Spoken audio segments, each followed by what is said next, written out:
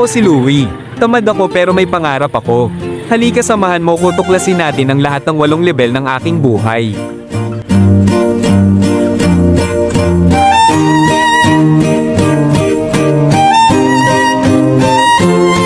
Unang level kung saan ay bagong silang pa lang ako. Sabi ng mama ko napakalikot kong bata kasi galaw daw ako ng galaw. Ang unang salita na nasabi ko ay mama. Dahil siya ang palagi kong nakikita. Sabi ni mama malakas ako dumide at mahilig ako umiyak noon. Pangalawang level kung saan ay lumaki na ako at natutong maglakad.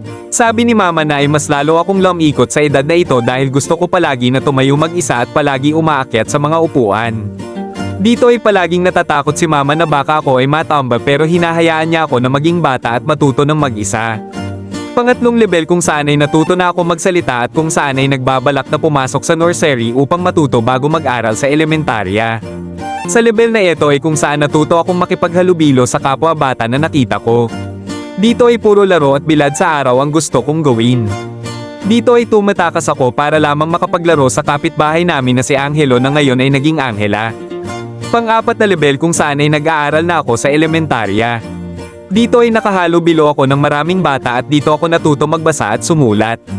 Sa edad na ito ay mahiyain ako kasi di ko alam ano ang ugali meron ng iba. Salamat at may mga naging kaibigan ako nung elementarya. Dito ako maraming nakahalubilo at masaya ako sa edad na na parang walang problemang iniisip kundi ang mag-aral. Pang-5 level kung saan ay dito napapasok ang pag-iisip mo kung ano ka ba talaga. Dito ay nagbago ako na kung saan ang dating mahiyaing bata ay naging makulit na. Puro lalaki ang kasama ko. Dito na din papasok kung ano tingin mo sa sarili mo kung straight ka ba o liko.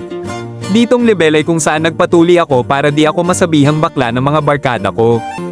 Pang-6 na level, kung saan ang level na aking nararanasan ngayon. Dito papasok ang mga relasyon sa babae lalo na at lalaki ako. Sa level na ito ay hahanap ka ng partner mo na maaaring kasama mo sa buhay. Dito ako ngayon na naghahanap ng makakasama ko sa buhay pagkatapos kong magtapos sa pag-aaral. Dito na din ang level na kung saan ay nahilig ako sa pagbablog. Sana ay masuportahan niyo ako sa hilig ko. Pang-7 level kung saan ang susunod na kabanata ng aking buhay. Dito ay kung saan sana ay maging successful na vlogger ako at magkaroon ng partner sa buhay na sanay aking makasama sa pagbuo ng aking pamilya at pagtupad sa mga pangarap ko. Dito ay kung saan ang gusto kong maabot ay matupad ko at maging successful ako para sa pamilya ko at magiging pamilya ko. Panghuling level dito ay ang taon na matanda na ako at kung saan ay wala sana akong pagsisihan bago ako mawala.